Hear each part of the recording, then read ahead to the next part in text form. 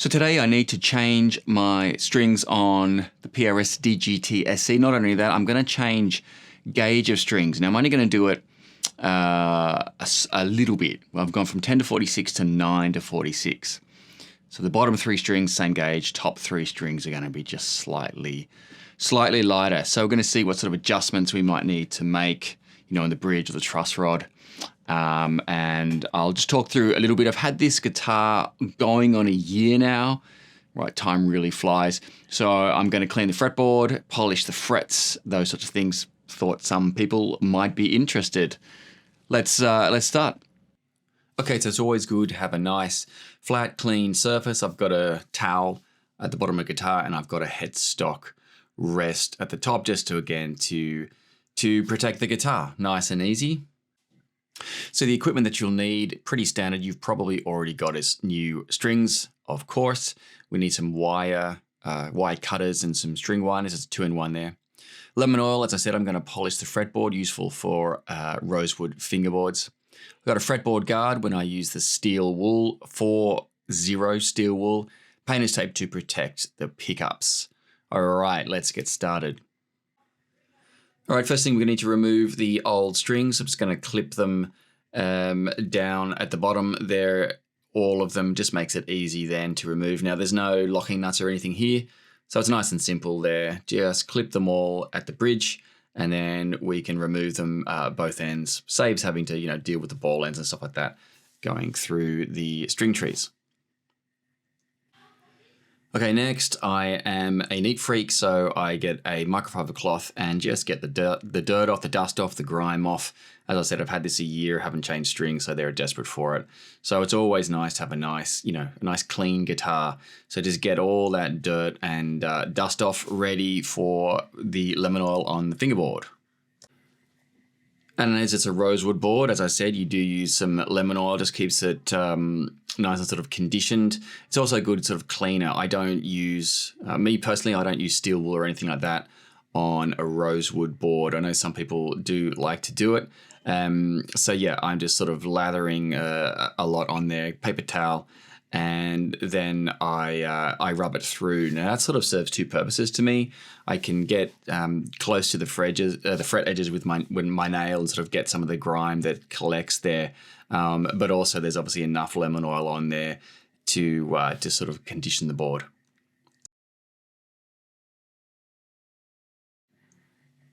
Okay, painter's tape, any sort of tape, I suppose. So painter's tape is nice and easy, and I've always got it lying around. Put painter's tape on your pickups. Why? Well, because this part we are going to use steel wool to polish the frets, get all that sort of green stuff that, collects on nickel frets. Stainless steel, of course, are fine, but any nickel frets you want to polish.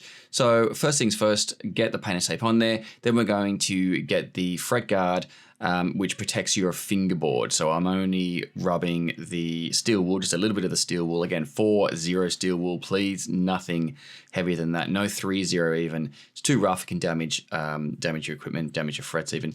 So 4-0 only. Use the fret guard, and you rub away nice and easy.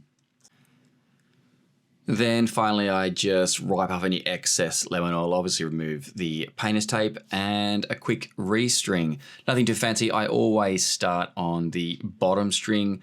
I think in terms of tension, I just want to have tension on the thickest string because it's the only one on the guitar while I'm changing the string. So I always start low E, work your way down. I always try and get it roughly to pitch. I don't try and tune it at this point in time, roughly to pitch.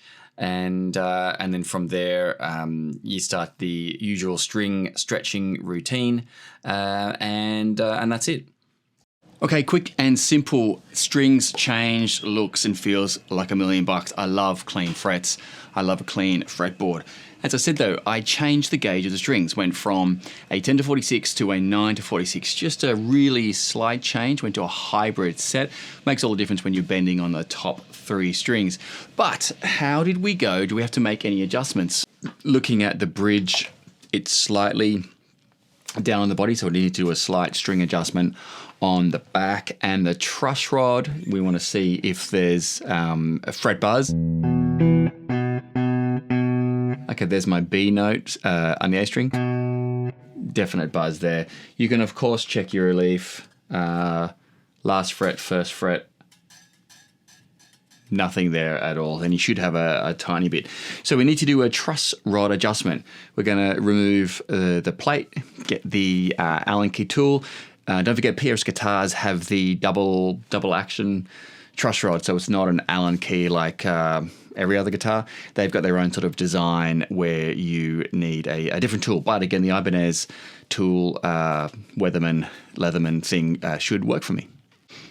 Okay, so on the PRS, you have the DGT plate over the truss rod. So I'm just going to use my Ibanez tool here to take that off, and then we can access the truss rod.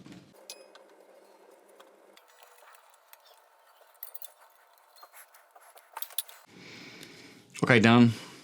Again, great tool from Ibanez. Everything you need. This is the guy I'm talking about here. Now, because I've got fretting here, I want to adjust the bow by turning away from me. Just a slight adjustment there. Let's have a listen. Beautiful.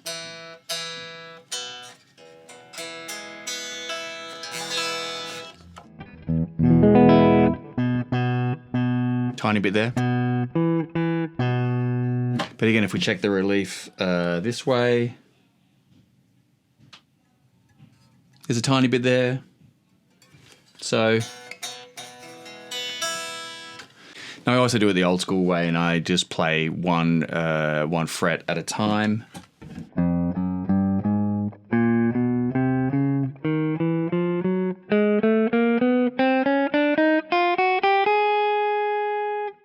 And then I'll go middle of the neck.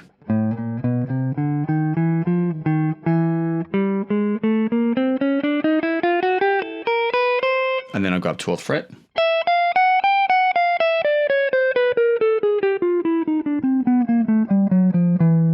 Okay, that's great. Does it fret out?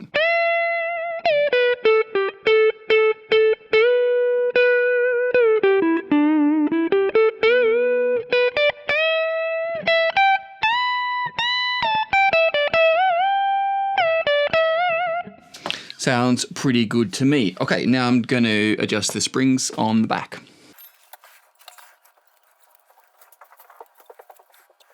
Pretty boring, you can't really see me doing this, but just taking the plate.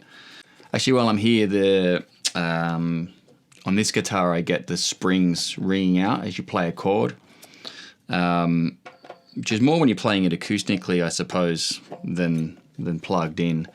But it's kind of annoying, so I might get some foam and just lie it against the springs there. It just kind of stops that from happening. Okay, so that's what we got.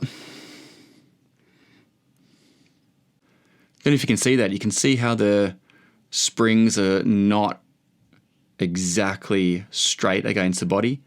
So they've got more in slightly on the bass strings. Not sure if that's by design. I normally always have mine straight, but all I want to do is adjust that so the bridge is now sort of parallel. So I'm just releasing the springs just a little bit. Again, 10 to 46, 90, 46 is a minor adjustment. You're really just eyeballing it. Not sure if you can see that there. But that looks good to me. Now I did adjust the truss rod, so I'm just checking action as well while I'm here.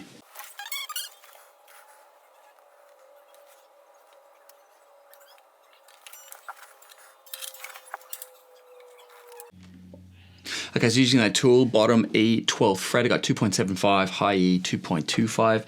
That's probably a little bit higher than I would run on most guitars. On this guitar, I'm gonna leave it. I think it's sort of a bluesy rocky, so I don't mind it being a little bit bigger. But sometimes you've got to do that. You know what you love on a particular guitar, on every guitar.